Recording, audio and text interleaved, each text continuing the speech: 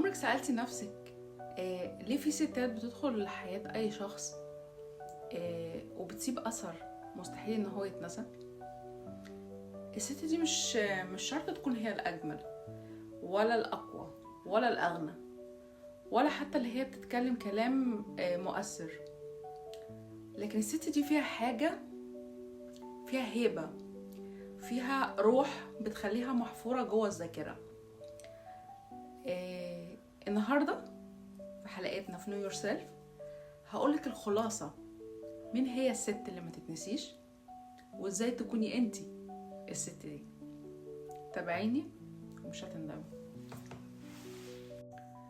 مواصفات الست اللي ما تتنسيش انا لخصتها في 6 مواصفات. الصفة الاولانية هي الثقة الهادية اللي مش محتاجة اثبات.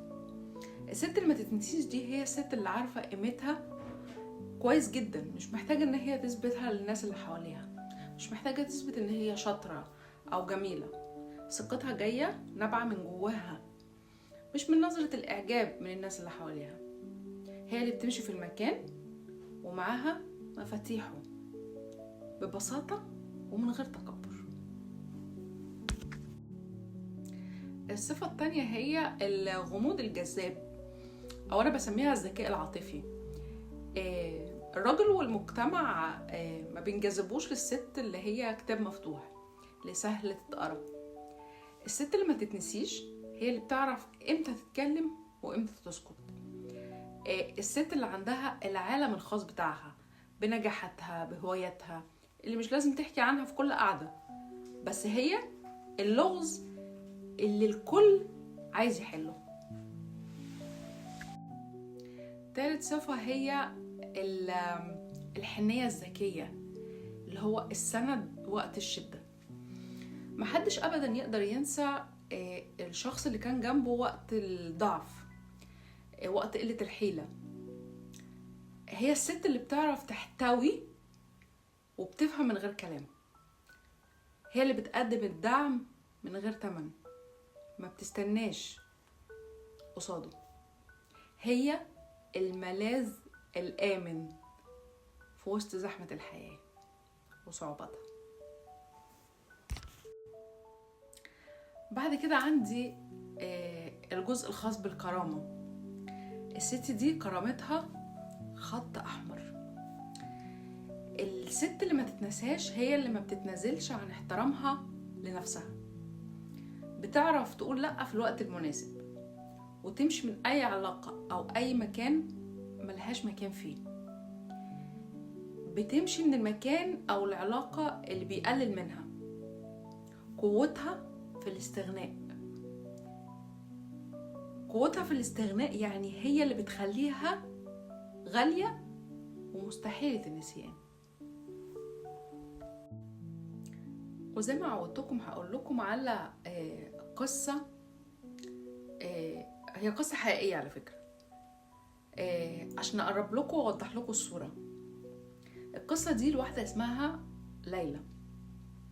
ليلى دي ما كانتش ملكة جمال ولا كانت بتلبس براندات ولا أي حاجة من الحاجات اللي تخليها سوبر واو. ليلى دي كانت موظفة بسيطة جدا عادية، بس كان عندها الحاجة اللي مش موجودة عند ناس كتير. عندها حاجة غريبة بتخليها تدخل أي مكان الروح فيه بتتغير. ليلى دي في مرة استقلت من الشغل، جه بعديها عشرات الموظفين. في يوم سألوا المدير بتاعها ليه لسه فاكرين ليلى مع ان هي مشت من فترة وجه بعديها موظفين كتير.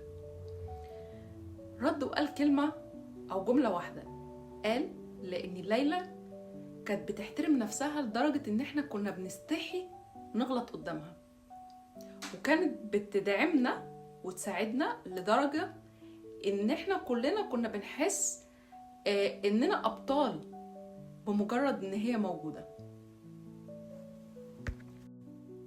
اكيد كلكم بتسألوا انا ليه حكيت القصة دي. المغزى من القصة ان ليلى ما سابتش وراها لا فلوس ولا جمال مبهر، هي سابت شعور، احساس. الناس ممكن تنسى انتي قلتي ايه او عملتي ايه، بس استحالة تنسى انتي خليتيهم يحسوا بايه وهم معاكي. دي الست اللي مستحيل تتمحى من الذاكرة، الست اللي بتسيب حتة من وراها في كل قلب بتقابله وفي كل مكان بتروح. شفتوا ان احنا كلنا ممكن نبقى الست اللي ما تتنساش؟ صفات سهلة جدا، حاجات بسيطة جدا ممكن تكوني بتعمليها بس مش واخدة بالك، مش حاسة ان هي مؤثرة في الناس اللي حواليك. بس من بعد الفيديو ده هتقدري تفكري وتستوعبي اللي احنا قلنا في الفيديو، وهتلاقي نفسك فيكي صفات كتيرة جدا تخليكي انت الست اللي ما تتنساش.